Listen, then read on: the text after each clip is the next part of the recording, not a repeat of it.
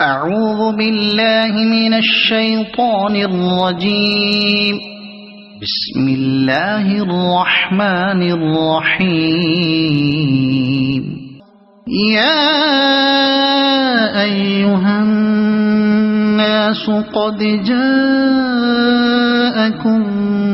برهان من ربكم وأنزلنا إليكم نورا والذین آمنوا وعملوا الصالحات، وہ لوگ جو ایمان لائے اور اس کے مطابق انہوں نے عمل صالح کیا، سندخلہم جنات تجری من تحت الانہار خالدین فیہا ابدا وعد اللہ حقہ ومن اصدق من اللہ قیلا۔ تو ان کو اللہ تعالیٰ کہہ رہا ہے جنت جس کے نیچے نہریں بہہ رہی ہیں، اس میں ہمیشہ رہیں گے، یہ اللہ کا وعدہ ہے، حق ہے۔ ومن، اور اللہ سے زیادہ سچی بات کہنے والا کون ہے؟ اچھا، اب یہ ان لوگوں کے مقابلے میں، منافقین اور کافروں کے مقابلے میں جو بھی اللہ اور رسول پہ، اللہ پر ایمان، اب یہ ایمان ہم آمنو، ہم آسان سمجھتے ہیں آمنو لینا، مطلب ہم نے نماز روزہ کر لیا، کلمہ پڑھ لیا، حج عمرے کر لیے تو آمنو میں آ گئے۔ آمنو کا لفظی معنی ہے اللہ پر یقین، یقین کامل، جیسے اللہ کا حکم ہے، جیسے اللہ کا حق ہے، یقین لانے کا۔ اللہ رازق ہے تو مجھے کسی کی طرف نہیں دیکھنا، اسی سے رزق لینا ہے، مجھے اللہ کی نافرمانی نہیں کرنی، سود نہیں کھانا، حرام نہیں کھانا، ملاوٹ نہیں کرنی، کسی کو دھوکہ نہیں دینا، کسی کی زبردستی چیزیں نہیں لینا، کسی کے حق نہیں مارنا، اللہ ہی پہ میرا پورا یقین ہونا چاہیے کہ وہ ہے میرا رازق، اور محبت بھی وہی دیتا ہے، عزت بھی وہی دیتا ہے، میری ساری زندگی اسی کے ہاتھ میں ہے، یہ ساری کائنات اسی کے ہاتھ میں، میری زندگی میں جو کچھ ہو رہا ہے اس کے پیچھے اللہ ہے۔ لیکن مجھے حکم ہے کہ اللہ نے جو مجھے قرآن کی شکل میں زندگی گزارنے کا ایک لائے عمل دیا ہے، پیدائش سے لے کر موت تک اس کے مطابق زندگی گزاروں گی تو اس کے لیے جنت ہے۔ ہم جیسے عام مسلمانوں کے لیے جنت نہیں ہے، جنت ہے متقی اور پرہیزگاروں کے لیے، اور یقین کامل اللہ کے اللہ پر یقین کامل، یعنی ان کی پوری زندگی اللہ کے لیے ہے، اللہ کے حکم کے مطابق ہے، ان کے لیے نہریں ہیں۔ اب یہاں اکثر آتا ہے کہ اس کے نیچے نہریں بہ رہی ہیں، جنت ہے اور نہریں بہ رہی ہیں۔ اب نہریں بہ رہی کا کیا مطلب؟ یعنی یہاں اگر دنیا کے لحاظ سے لیا جائے تو جس زمین میں نہر اور ندی ہوتی ہے وہ سرسبز ہوتی ہے، اس میں کبھی وہ جو بھی پھل اگتا ہے سرسبز ہوتا ہے، زرخیز ہوتی ہے۔ تو یہ جو ہے، یہ جو نہریں ہیں اللہ کے یہاں، وہ تو ہم تصور بھی نہیں کر سکتے کہ اللہ کے یہاں جنت کیسی ہے، اور جنت میں نہریں، دودھ کی نہریں، شہد کی نہریں، سلسبیل کی نہریں، شراب کی نہریں۔ اب وہاں کی شراب کیسی ہے، شہد کیسا ہے، دودھ کیسا ہے، یہ کچھ ہم تصور نہیں کر سکتے، لیکن ہمیں یقین کامل ہے کہ اللہ کے حکم کے مطابق اگر ہم زندگی گزاریں گے تو اللہ تعالیٰ ضرور ہمیں جنت میں جگہ دے گا، اور یہ اللہ کا وعدہ سچا ہے، اور اللہ سے زیادہ سچا ہے۔ اب یہ اللہ تعالیٰ مجھے ترغیب دے رہا ہے کہ دیکھو میں نے تمہیں پیدا کیا ہے تو تم میری بندگی کرو، میرا کہنا مانو، سب کچھ میرے ہاتھ میں ہے، دنیا بھی میرے ہاتھ میں ہے، تمہاری زندگی بھی میرے ہاتھ میں ہے، موت بھی میرے ہاتھ میں، عزت بھی میرے ہاتھ میں، سب کچھ میرے ہاتھ میں۔ تمہیں دنیا کی طرف نہیں دیکھنا، دنیا والوں کی طرف نہیں دیکھنا، صرف مجھے دیکھنا ہے، میری مرضی کو جاننا ہے، مجھے پہچاننا ہے، میرے محبوب کو دیکھنا ہے، میرے محبوب کو فالو کرنا ہے، تو تمہیں جنت ملے گی۔ نہیں، ہماری بھول ہے کہ ہم نے مسلمان کلمہ پڑھ کے ہم جنت میں جائیں گے، یہ ہماری بھول ہے۔ تو اب ہمیں سوچنا چاہیے کہ اللہ تعالیٰ ہم یہ جنت کیسے حاصل کریں۔ ہمیں اپنے آپ پہ توجہ دینی چاہیے، ہم اپنے پہ جو ظلم کر رہے ہیں ہمیں اس سے نکلنا ہے، ہم نے اپنے کو جو غفلت میں ڈالا ہوا ہے اس سے نکلنا ہے، ہم جو دنیا کی محبت پہ پڑے میں ہمیں اس سے نکلنا ہوگا۔ ہم محبت ایک ہی ہے، وہ ہے اللہ کی، سچی محبت جو ہے وہ اللہ کی. اب اس محبت کے تحت شوہر سے بھی محبت ہے, ماں باپ سے بھی ہے, بچوں سے بھی ہے, سب ہے, لیکن اولیت جو ہے, فوقیت جو ہے وہ صرف اللہ اور رسول کی محبت ہے. جو بھی اللہ اور رسول کی محبت کے سامنے آئے گا, چاہے وہ اپنا نفس ہو, چاہے ماں باپ ہو, چاہے اولاد ہو, چاہے شوہر, اس کو ہٹانا ہوگا, بالکل ہٹانا ہوگا, تو پھر مومن ہوگا, تو پھر جنت ملے گی. پھر اللہ تعالیٰ فرماتا ہے, اب اللہ کہتا ہے لیسا بے امانیکم ولا امانی یہ اہل کتاب. اللہ کہتا ہے یہ گمانوں پہ جو زندگی گزر رہی ہے یہ اس کی کوئی وقت نہیں ہے. جیسے اہل کتاب والوں نے گمانوں پہ زندگی کی, پوری زندگی. اب یہ کس طرف اشارہ ہے؟ یہ اشارہ ہے وہ اوپر جو مسلمان نے چوری کی تھی اور اس کے رشتہ داروں کو معلوم بھی تھا, پتہ بھی چلا کہ ہمارے بھائی بہن نے چوری کی ہے, لیکن اپنی جھوٹی عزت, اپنے خاندان کی عزت, اپنے قبیلے کی عزت بچانے کے لیے انہوں نے یہودی پہ کے گھر میں وہ زرہ ڈال دی. تو اب یہ کیا تھی, یہ کیا چیز تھی؟ یہ ایک گمان تھا کہ ہم مسلمان ہیں اور ہم رسول پاک صلی اللہ علیہ وسلم کا کلمہ پڑھے ہوئے ہیں اور ہم افضل ہیں یہود سے, نصارہ سے اور مشرک سے, تو ہمیں کچھ نہیں کہا جائے گا. اسی طرح اللہ کہہ رہا ہے ان لوگوں کو بھی, اہل کتاب یعنی یہود اور نصارہ بھی یہی حرکتیں تھی. ان کو بھی یہی تھا کہ ہم اللہ کے چہیتے ہیں, ہم اللہ ہمیں چوز کیا ہوا ہے اللہ کے, ہم تو اب ہم جو بھی کریں گے تو ہمارے آگے کوئی بھی نہیں ہے, ہر ایک کو حقیر جانا. اور اسی تو اللہ کہتا ہے یہ جو جھوٹی امیدیں ہیں, یہ جھوٹی جو ہم اپنے کو تسلیاں دے رہے ہیں, جیسے اس وقت ہم اپنے کو تسلی دے رہے ہیں کہ ہم مسلمان ہیں, ہم یہود سے اچھے ہیں, نصارہ سے اچھے ہیں, ہندو سے اچھے ہیں, تو یہ ہماری ہے. اور ہم رسول پاک صلی اللہ علیہ وسلم کی امتی ہیں, تو یہ بھی ایک ہماری وہ امید ہے, یہ ہمارے وہ گمان ہے. تو اللہ کہہ رہا ہے اس سے بات نہیں چلے گی. یہی گمان کر کر کے یہود اور نصارہ نے اپنے کو تباہ و برباد کر دیا. تو اب اللہ تعالیٰ کہہ رہا ہے کہ یہ نہیں ہو سکتا کہ تم. دوسری چیز اس میں یہ ہے کہ دیکھو جب اس نے زر اس میں ڈال دی, وہ اللہ تعالیٰ نے رسول پاک صلی اللہ علیہ وسلم کو بتا دیا وحی کے ذریعے سے. اگر خدا نہ خواستہ رسول پاک صلی اللہ علیہ وسلم فیصلہ دے دیتے کہ یہودی کو چور قرار دے دیتے تو اسلام کی کتنی ریپوٹیشن خراب ہوتی, اسلام کو کتنا دھچکا پہنچتا. اس وقت مسلمان کہاں ہے؟ مسلمان ہی مسلمان اسلام کو تباہ و برباد کر رہا ہے, مسلمان ہی اللہ اور رسول کے خلاف چل رہا ہے. تو ہم کتنا نقصان پہنچا رہے ہیں قرآن کو, ہم کتنا نقصان پہنچا رہے ہیں رسول پاک صلی اللہ علیہ وسلم کی عزت کو, ہم کتنا نقصان پہنچا رہے ہیں اپنی ذات کو. تو یہ ان تمام چیزوں سے ہمیں نکلنا ہوگا. تو اللہ تعالیٰ کہہ رہا ہے کہ یہ صرف گمان سے بات نہیں چلے گی کہ تم مسلمان ہو یا رسول پاک صلی اللہ علیہ وسلم کی امت میں ہو یا تم نماز پڑھ رہے ہو یا حج کر رہے ہو تو تم معاف کیے جاؤ گے. نہیں, یہ نہیں ہوگا. ہوگا کیا؟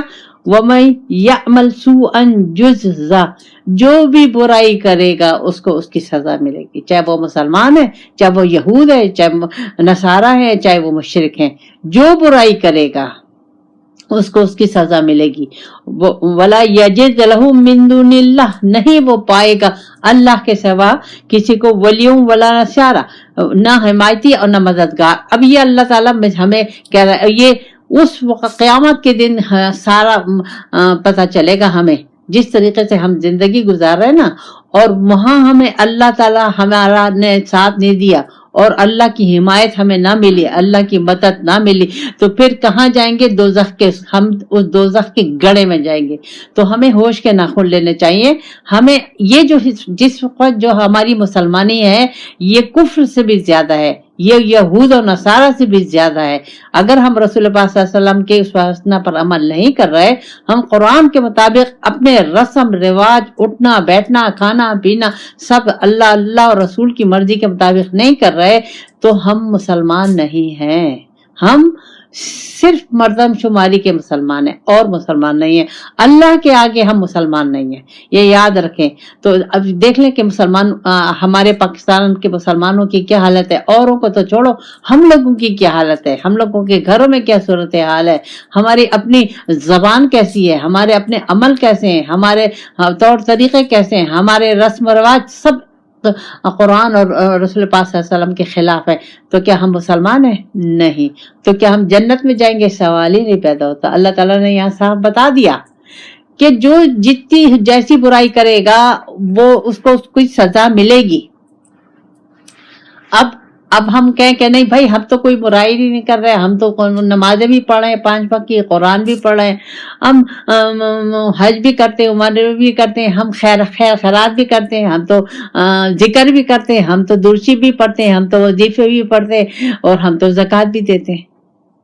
تو جو کچھ ہم کر رہے ہیں اپنی مرضی سے کر رہے ہیں. ہم نے اللہ کو نصب العین نہیں بنایا, ہم اللہ کے لیے خالص نہیں ہیں, اللہ کی نیت نہیں بنائی, ہم اس نیت کے تحت اپنی زندگی نہیں گزارے. اللہ کو پانے کے لیے, اللہ کے قرب حاصل کرنے کے تحت ہم یہ عمل نہیں کر رہے. ہم کیوں کر رہے ہیں؟ اس لیے کہ ہم پیدائشی مسلمان ہیں بس. نہ ہم نے غور کیا, نہ فکر کیا, نہ کچھ بھی نہیں کیا, ہم معلوم نہیں کیا کہ ہم مسلمان کیوں ہیں, کس وجہ سے ہیں. ہم انسان ہیں تو ہم انسان کیوں ہیں. تو اب یہ ہمیں سب سوچنا ہوگا, نہیں تو جنت حاصل کرنا بالکل آسان نہیں ہے, اس کے لیے انتہائی جدوجہد ہے. وہاں اللہ تعالیٰ اب آگے بتائے گا کہ جنت ملے گی تو وہ کس طریقے سے تو ملے گی, اللہ تعالیٰ بتائے گا. وَمَن يَعْمَلْ مِنَ الصَّالِحَاتِ مِن ذَكَرٍ وَأُنثَىٰ انثى, اللہ کہہ رہا ہے کہ تم لوگوں میں سے عورت یا مرد جو بھی نیک عمل کرے گا, لیکن وہ مؤمن, لیکن وہ مومن. اب یہاں یہ مومن میں سارا اللہ تعالیٰ نے سمیٹ دیا کہ مومن کون ہے. اب اگر دیکھا جائے اس وقت ہم مومن ہیں؟ نہیں, ہم مومن نہیں ہیں, ہم منافق ہیں.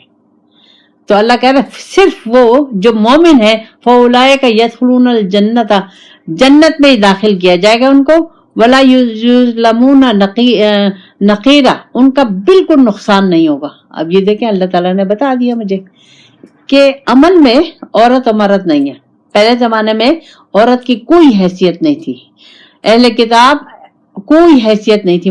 یہ صرف رسول پاک صلی اللہ علیہ وسلم کی وجہ سے ہمیں اللہ تعالیٰ نے اتنا مرتبہ دیا ہے. حضور کی وجہ سے ہمیں اتنی عورت کو اتنی وہ ملی کہ عورت ہے یا مرد.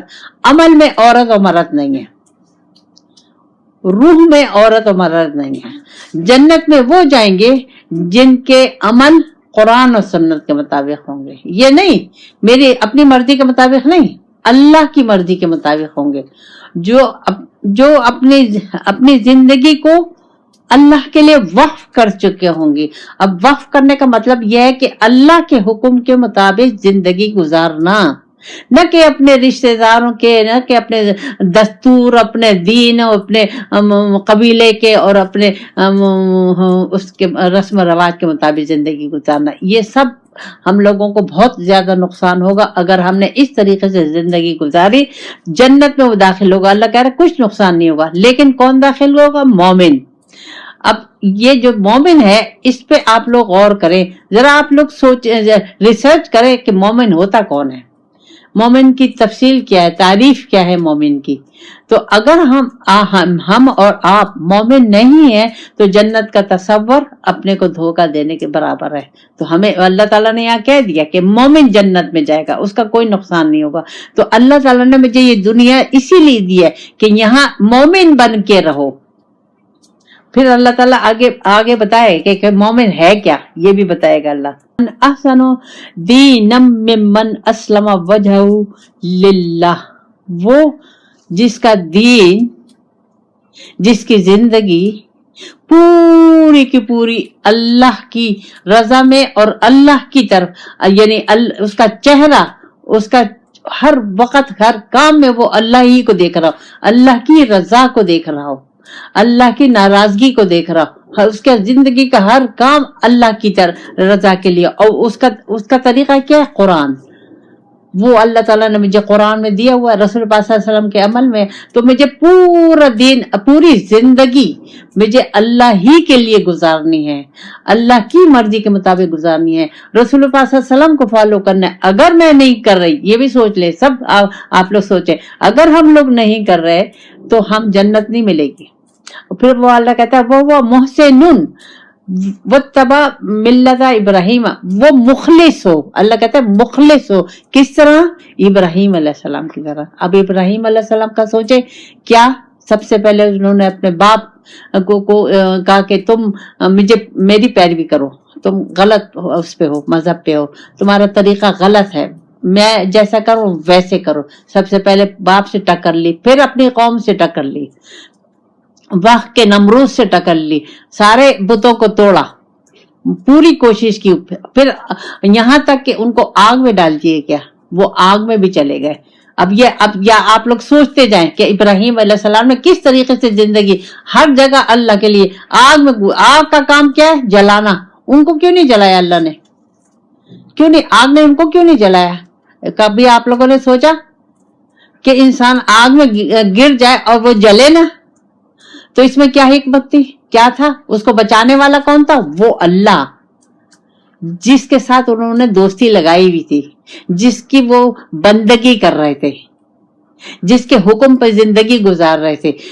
جب آگ میں گرے اس کے بعد انہوں نے وطن چھوڑ دیا تو پھر اپنے چھوٹا شیرخوار بیٹے کو اور بیوی کو صحرا میں چھوڑ دیا. کس کا حکم تھا؟ اللہ کا. اب یہ سب اللہ کی اطاعت کرتے جا رہے ہیں, اللہ کی مرضی کے مطابق زندگی گزار رہے ہیں.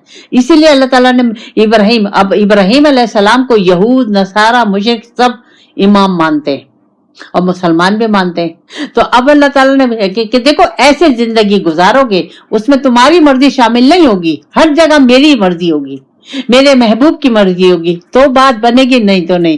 وہ یکسو تھے, انہیں کوئی پریشانی نہیں تھی کہ میں دین اسلام کو لے لوں گا تو میں فیل ہو جاؤں گا, میں دنیا میں مجھے کوئی چیز نہیں ملے گی, مجھے معاشرہ ریجیکٹ کر دے گا, مجھے سوشل بائیکاٹ کر دے گا. انہیں اس چیز کی فکر نہیں تھی.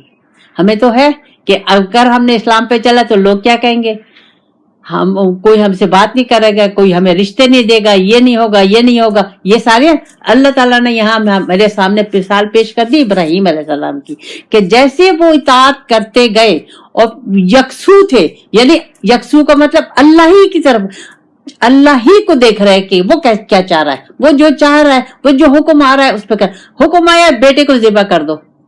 اتنے بڑھاپے میں بیٹا ملا, اللہ کا بیٹے کو ذبح کر دو, بیٹے کو لٹال دیا, چھری پھیر دی. لیکن چھری کا کام کیا ہے؟ کاٹنا. کیوں نہیں ذبح ہوئے؟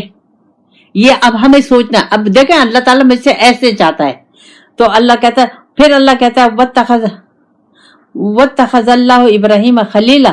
اللہ کہتا ہے میں نے پھر ابراہیم کو اپنا دوست بنا لیا.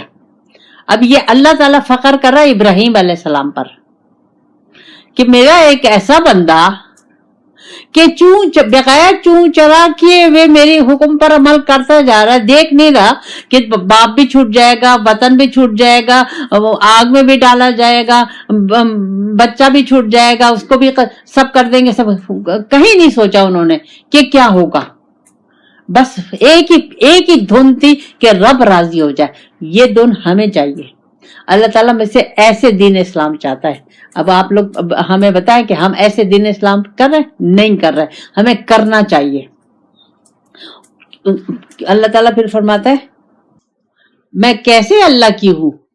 اب یہ مجھے سوچنا ہوگا, اللہ میرا کیسے ہے یہ مجھے سوچنا ہوگا.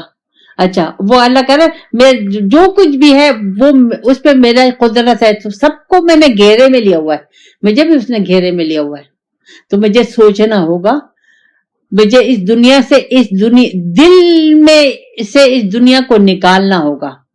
مجھے صرف دل میں, اپنی یاد میں, اپنے ہر وقت توجہ میں, اپنے عمل میں, ہر چیز میں مجھے اللہ اور رسول کو سامنے رکھیں گے تو بات بنے گی, نہیں تو بہت مشکل ہے.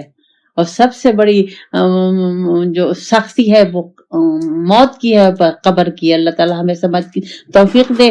اور اللہ ہی کا ہے جو کچھ زمین میں اور آسمان میں.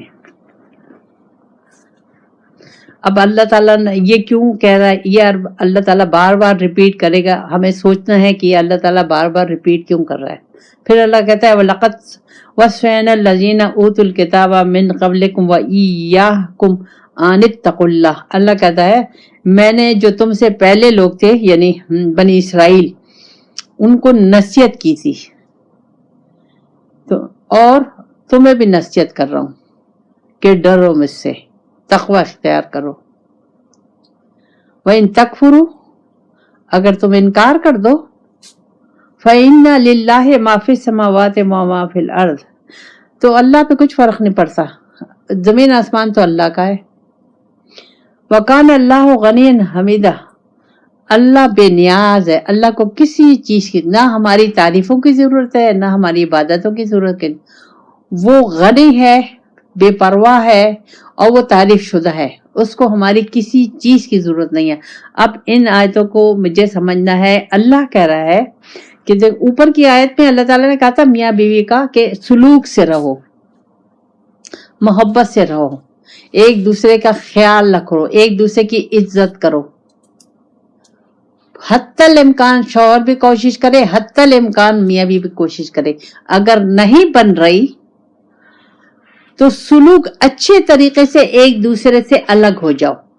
لیکن کوشش کیسے کرو, جو ایسے اللہ اور رسول نے کہا. ہم کیسے کوشش کریں اپنی مرضی سے نہ, مجھے اللہ اور رسول نے وہ سلوک, وہ حسن سلوک مجھے اللہ نے سکھایا ہے کہ شوہر کے ساتھ کیسے کرنا ہے اور شوہر کو بیوی کے ساتھ کیسے کرنا ہے. تو میں اس طریقے پہ پوری کوشش کروں گی کہ میں اپنے شوہر کے ساتھ رہوں یا بیوی اپنے شوہر کے ساتھ رہے یا شوہر اپنی بیوی کے ساتھ رہے. پوری کوشش کریں گے دونوں طرف.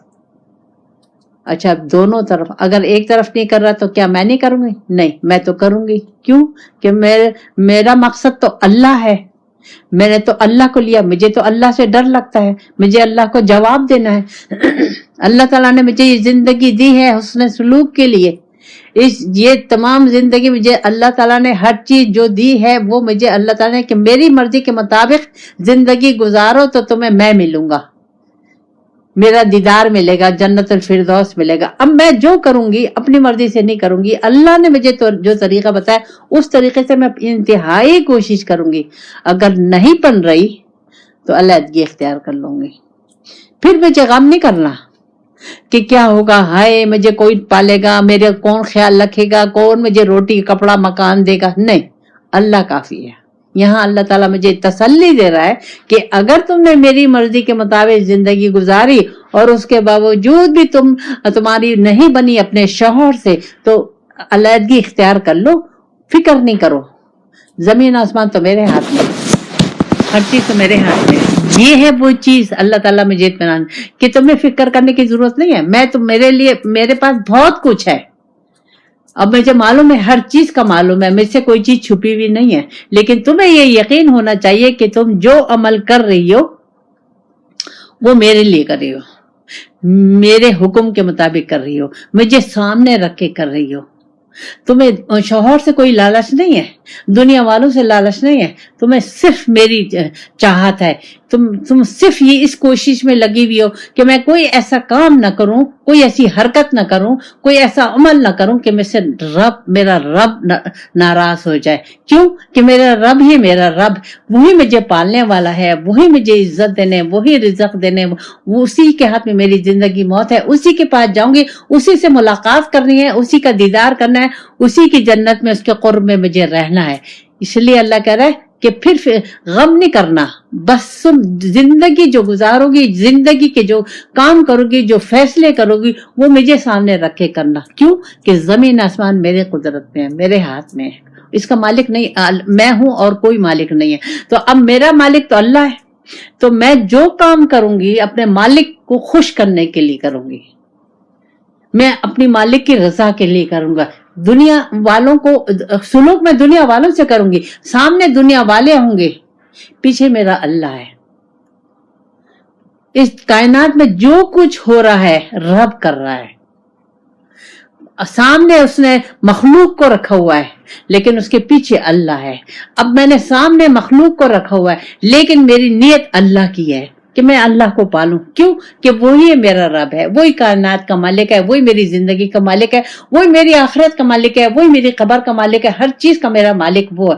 تو میں اللہ تعالیٰ مجھے دنیا والوں سے بے نیاز کر, اللہ تعالیٰ مجھے دنیا والوں سے بے نیاز کر کے اپنے سے جوڑنا چاہ رہا ہے. اب اگر میں نے یہ طریقہ, یہ یقین لیا ہے کہ رب میرا ہے, ہر چیز اس کے ہاتھ میں ہے, وہی سب چیز کا مالک ہے, تو میں تو پھر میرا کہ اخلاق کیا ہوگا؟ بلند اخلاق ہوگا. پھر میں رسول پاک صلی اللہ علیہ وسلم کے نقش قدم پر, پھر میں رسول پاک صلی اللہ علیہ وسلم کے نقش قدم پر چلوں گی. میرے لیے آسان ہو جائے گا. مشکل سے مشکل حالات میرے لیے ایسے ہوں گے کہ نتھنگ, کچھ بھی نہیں. لوگ سمجھیں گے کہ پہاڑ ہے, مجھے پہاڑ لگیں گے نہیں. لوگ سمجھیں گے کہ زلزلے آ رہے ہیں, طوفان آ رہے ہیں, یار مجھے کوئی فکر نہیں ہوگی. کیوں؟ کہ میری نظر اللہ پہ ہے. میں زندگی اللہ اور رسول کو پانے کے لیے گزار رہی ہوں, تو مجھے یہ دنیا میں کوئی چیز کی پریشانی نہیں ہوگی. کیوں؟ جانا کہاں ہے؟ رب کے پاس جانا ہے. کس کے آگے جواب دینا ہے؟ رب کے آگے جواب دینا ہے. مجھے مخلوق کے آگے جواب دینا نہیں ہے, مجھے اللہ کے آگے. اب جب میری نیت یہ ہے کہ مجھے رب کے کو جواب دینا ہے, تو پھر میرا اخلاق کیا ہوگا؟ جیسے جو قرآن نے کہا ہے. میرا عمل کیا ہوگا؟ رسول پاک صلی اللہ علیہ وسلم کے حکم کے مطابق ہوگا اس میں. تو پھر اللہ تعالیٰ مجھے کہہ رہا ہے کہ دیکھو, یہ جو قرآن ہے یہ میں نے تم سے پہلے جو تھے بنی اسرائیل ان کو بھی دیا تھا, ان کو بھی میں نے وصیت کی تھی, نصیحت کی تھی, لیکن انہوں نے نہیں مانا, تو میں نے انہیں ہٹا دیا.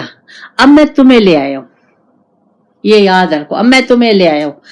ڈرتے رہو, جو بھی معاملات کرو مجھ سے ڈرتے رہو. اب کیوں ڈرتے رہو؟ کیونکہ جواب دینا مجھے اللہ کے آگے ہے. مجھے جس دن میرے دل میں یہ بندوں کا خوف نکل گیا, دنیا کی محبت نکل گئی, موت کا خوف نکل گیا, اور اللہ کی رضا اور اللہ کا خوف آ گیا, پھر تو میں سوائے اللہ اور رسول کے حکم کے مطابق مجھ پہ تو کوئی اثر انداز ہی نہیں ہوگا. یہ دنیا کے حالات تو میرے اوپر پھر اثر انداز نہیں ہوں گے, چاہے خراب شوہر ہے, چاہے اچھا شوہر ہے, چاہے کیسے بھی حالات, چاہے کتنی سختی ہے, مجھ پہ اثر انداز نہیں ہوگا. یہ تجربہ آپ لوگ, جب آپ لوگ قرآن و سنت کے مطابق زندگی گزاریں گے, پھر آپ کو پتا چلے گا.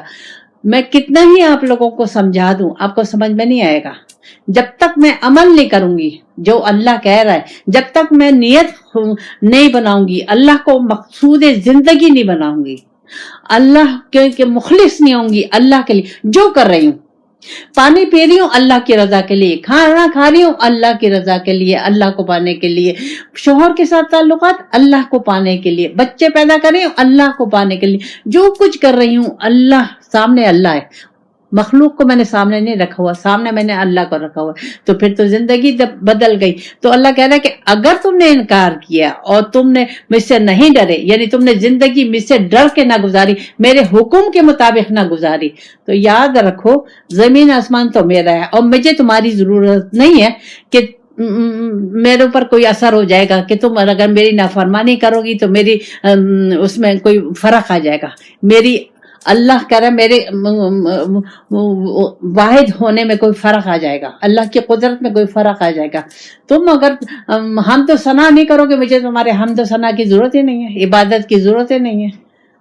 اللہ تعالیٰ نے صاف منع کر دیا کہ اگر تم نے میری حکم کے مطابق زندگی نہیں گزاری اور تم عبادتیں بھی کرتے رہے اور حج اور زکاتیں بھی دیتے رہے, روزے بھی رکھتے رہے, خیر و خیرات بھی, لیکن تم باقی زندگی تم نے میری نافرمانی میں گزاری, تو مجھے یہ تمہارے نہ عمرے چاہیے, نہ تمہارے یہ حج چاہیے, نہ تمہارے یہ وظیفے چاہیے, کچھ نہیں چاہیے. کیوں؟ میں نے تمہیں قرآن دیا ہے, اور پھر میں نے تمہیں اپنا محبوب دیا, اس قرآن کے مطابق انہوں نے عمل کر کے دکھایا, انہوں نے زندگی تمہارے لیے گزاری ہے. ساری زندگی تکلیف میں حضور نے گزاری. کیوں؟ ان کے لیے وہ تو سارے کائنات کے مالک تھے, اللہ تعالیٰ نے تو ان کو مالک بنایا, لیکن انہوں نے کوئی چیز استعمال کی, کوئی چیز, وہ صرف رب کو دیکھتے رہے اور رب کے حکم کے مطابق زندگی. اسی لیے اللہ تعالیٰ نے مجھے کہا کہ ابراہیم علیہ السلام کو, اب ابراہیم علیہ السلام صرف رب پہ نظر تھی, کسی کو نہیں دیکھا, اور اسی رب کے لیے انہوں نے اپنے باپ کی مخالفت لی, اپنے خاندان کی مخالفت لی, اپنے وقت کے بادشاہ کی مخالفت لی, آگ میں اپنے کو ڈالا, وہاں سے نکلے, بچے کو اللہ کے کہنے پہ صحرا میں چھوڑا, بیوی کو صحرا میں چھوڑا, آدم نہ آدم ذات, फिर जब वो बड़ा हुआ तो हुक्म आया छुरी फेर दो, छुरी फेर दी। ये अल्लाह ताला मुझसे चाहता है।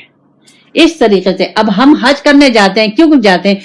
देखा दाखी, जरूरत के लिए। हम ये नहीं देखते हज करने जा रहे हैं, क्यों जा रहे हैं? लोग जा रहे हैं, हम जा रहे हैं, हम पे फर्ज है। फिर हम ये नहीं देख रहे कि हमारे अमल कैसे हैं। वहां हज जो है वहां मोहर लिखती है, मदीने में जाके मोहर लगती है।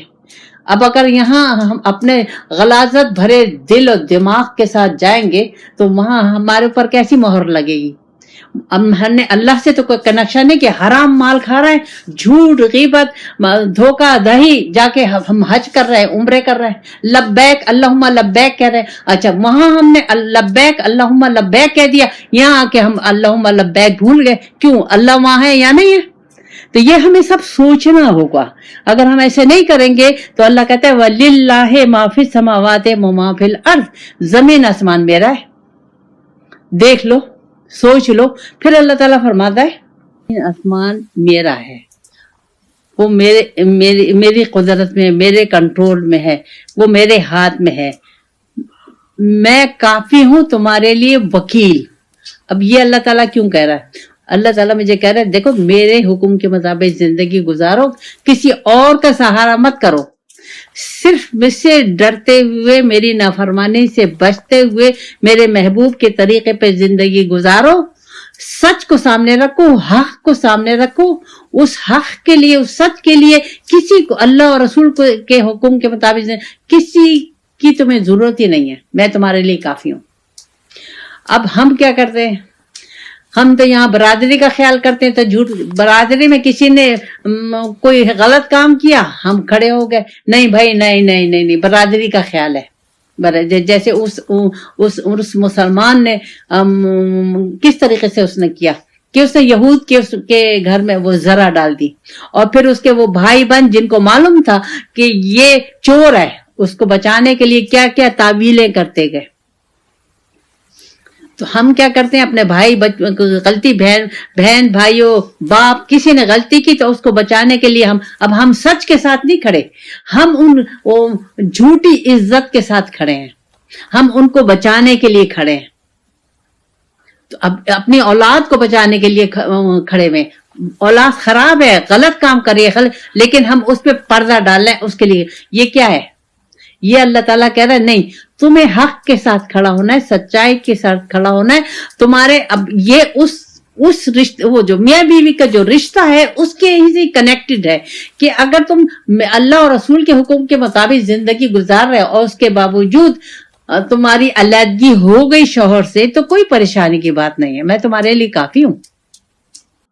लेकिन शर्त यह है कि तुम्हें मेरे जैसे मैंने कहा है वैसे जिंदगी गुजारना, ये शर्त है कि अगर मैंने जैसे तुम्हें कहा है कि जो शौहर के हक हैं या बीवी के जो हक हैं उसी तरीके से तुम करोगे, सुलह सफाई से अच्छे तरीके से रहोगे, तो फिर भी अलहदगी हो गई तो परेशान मत होना। ना औरत परेशान हो, ना मर्द परेशान हो। राज़िक मैं हूं, जोड़े मैंने बनाए, हर कुछ मेरे हाथ में, मैं तुम्हारे लिए काफी हूं। अब यहाँ अल्लाह ताला मुझे, हम लोगों को जो इस लाइन, इस ग्रुप में शामिल हुए, अब अल्लाह ताला मुझे, अब मैं इसको अपनी तरफ लूंगी। हम सब के हमने इरादा कर लिया अल्लाह का रास्ता लेना है, मुस्तकीम का रास्ता लेना, अल्लाह और रसूल के आगे किसी को नहीं लाना।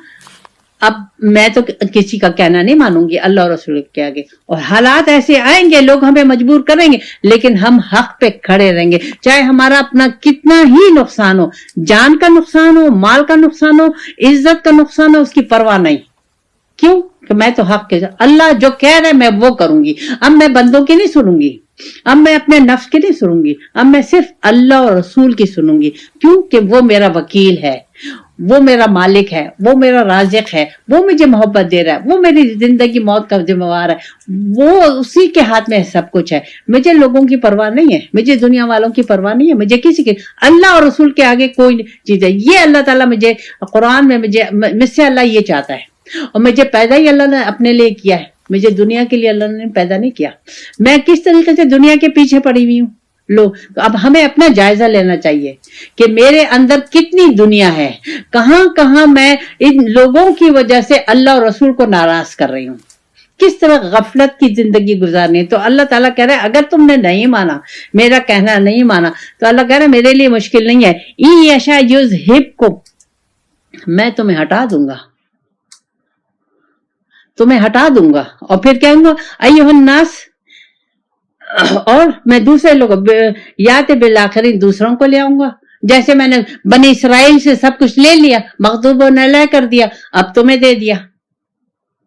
अच्छा, अब तुम्हें दे दिया, कितने 100 साल तक मुसलमानों की हुक्मरानी रही। अब हम लोग मग़दूब अलैहिम, उसके बगदाद के तबाह होने के बाद से अभी तक हम मुसलमानों से वो उसकी ईमानी ताकत खत्म है, मुसलमान कहीं भी नहीं है। तो अब हम वो हम पे, अब ये कब तक होगा? अल्लाह हमसे कब तक नाराज रहेगा? जब तक ये सब खत्म नहीं हो जाएंगे। दूसरी नस्ल जब अल्लाह चाहेगा दूसरे को ले आएगा, वो ईमान पे आ जाएंगे। इस वक्त तो हम ईमान नहीं है, हम तो बेईमान लोग हैं, हम तो दगाबाज हैं, हम तो अल्लाह के नाफरमान हैं, अल्लाह रसूल के नाफरमान हैं। तो अल्लाह ताला तो अभी हमें ढील दी हुई है, कुरान दिए है, रसूल पाक सल्लल्लाहु अलैहि वसल्लम दिए, और ढील दे रहा है। क्यों? कि मेरे पास अकल है, अल्लाह ने मुझे अकल दी है, इल्म दिया है, शऊर दिया है। तो ये मुझे अगर अल्लाह की नाफरमानी में मैं जिंदगी गुजार रही हूं और मुझ पे कोई फर्क नहीं पड़ा, तो ये अल्लाह ताला मुझे ढील दे रहा है। और ढील क्यों दे रहा है? कि नहीं मान रहे तो छोड़ दो, अब करो अपनी मर्जी, किसी दिन एक दिन तुम्हारी रस्सी खींच लूंगा मैं, ये अल्लाह का कानून है। तो अब मुझे अल्लाह के कानून, मैं अल्लाह से जुड़ूंगी तो मुझे अल्लाह की मिजाज पता चलेगा ना। मैं अल्लाह से जुड़ी नहीं तो मुझे तो अल्लाह का मिजाज पता नहीं है। एक ही उसमें शैतान ने मुझे डाला हुआ है कि अल्लाह गफूर और रहीम है, और उसका मैं इंतहाई नाजायज फायदा उठा रही हूं। इस वक्त हम सब मुसलमान जो है वो मुनाफिकाना जिंदगी गुजार रहे हैं, कोई भी मुसलमान नहीं है। तो अब मुझे औरों से मतलब नहीं है, मुझे अपने से मतलब होना चाहिए। मैं किसी को नहीं देखूंगी, ना अपने भाई बहनों को देखूंगी, ना घर वालों को, ना किसी को, मैं अपने को देखूंगी। क्योंकि अल्लाह ताला मुझसे किसी और का नहीं पूछेगा, मुझसे पूछेगा कि मैंने तुम्हें जिंदगी दी, अकल दिया, शऊर दिया, कुरान दिया, रसूल पाक सल्लल्लाहु अलैहि वसल्लम दिए, बस ये है सारी जिंदगी गुजारने का लाए अमल। कुरान उसके मुताबिक नहीं है तो अल्लाह कह रहे बस ठीक है, तुम्हारी मर्जी है, यहाँ तो जबरदस्ती नहीं है, नहीं कर रहे मत करो। दो रास्ते, या अल्लाह का रास्ता या शैतान का रास्ता है। या तो हम कुरान और सुन्नत के मुताबिक जिंदगी गुजारेंगे या उसके खिलाफ जिंदगी गुजारेंगे। अच्छा, अब जब अल्लाह और रसूल के हुक्म के मुताबिक जिंदगी गुजारना है तो जन्नत है, अल्लाह का दीदार है। उसके खिलाफ जिंदगी गुजारेंगे तो दोज़ख है, कब्र का अजाब है, दोज़ख का गड़ा है मुसलमानों के लिए, वो है। अल्लाह ताला कह रहा वकान अल्लाह अला ज़ालिका क़दीर, अल्लाह ताला में अल्लाह कह रहा अल्लाह की कुदरत तो बहुत बड़ी है, अल्लाह के लिए क्या मुश्किल है। एक हदीस में है कि एक जमाना ऐसा आएगा कि एक इंसान रात को मोमिन होगा, सुबह काफिर होगा, और एक इंसान रात को काफिर होगा, सुबह मोमिन होगा। फिर दूसरी हदीस आप लोगों के आखिरी जमाने में मियां बीवी जिना करेंगे। इस वक्त हालत देख लें, हमारे ड्रामों में क्या हो रहा है, हमारे माशरे में क्या हो रहा है, हमारे कॉलेजों में क्या हो रहा है, हमारे शादीशुदा जोड़ों क्या कर रहे हैं, ये क्या है, ये सब अल्लाह के नफर। तो मुझे इससे अपने आप को बचाना है, तो इसलिए मुझे कुरान से जुड़ना है, अल्लाह से जुड़ना है, अल्लाह वालों से जुड़ना है। तो मुझे समझ में आएगी कि यार मैं कहाँ रह रही हूँ, किधर रह रही हूँ, कौन सी दोज़ख के लिए मैं अपनी तैयारी कर रही हूँ। तो इस वक्त अगर देखा जाए अमल के लिहाज से हम दोज़ख की तैयारी कर रहे हैं, हम जन्नत की तैयारी नहीं कर रहे। जन्नत की तैयारी जब होगी जब मैं अल्लाह के हुक्म को सामने रखूंगी, अल्लाह की मर्जी को सामने रखूंगी, रसूल पाक सल्लल्लाहु अलैहि वसल्लम के उस हस्ते पे अमल करूंगी नेक नियति से, कोई दुनिया की मिलावट के बगैर। क्योंकि दुनिया मुझे तो मिलावट करनी ही नहीं है, तकदीर तो अल्लाह ने लिखी है, तकदीर से मुझे मतलब नहीं है। मुझे अल्लाह ताला ने तदबीर का हक दिया है, और तदबीर के लिए मुझे अल्लाह ताला ने कुरान दिया है कि उसके मुताबिक जिंदगी गुजारो। जब मेरा राज़िक अल्लाह है तो मुझे बंदों की क्या जरूरत है। मुझे बंदों से किस तरीके से ताल्लुक रखना है, जैसे रब चाहता है, बस मैं इतना बंदों से ताल्लुक रखूंगी। बंदों के पीछे मैं अल्लाह को कुर्बान नहीं करूंगी, रसूल पाक सल्लल्लाहु अलैहि वसल्लम को कुर्बान नहीं करूंगी। हम क्या कर रहे हैं, हमने तो कुर्बान किया हुआ है। रब्बना आतिना फिद दुनिया हसनतम व फिल आखिरति हसनतम व क़िना अज़ाबन्नार।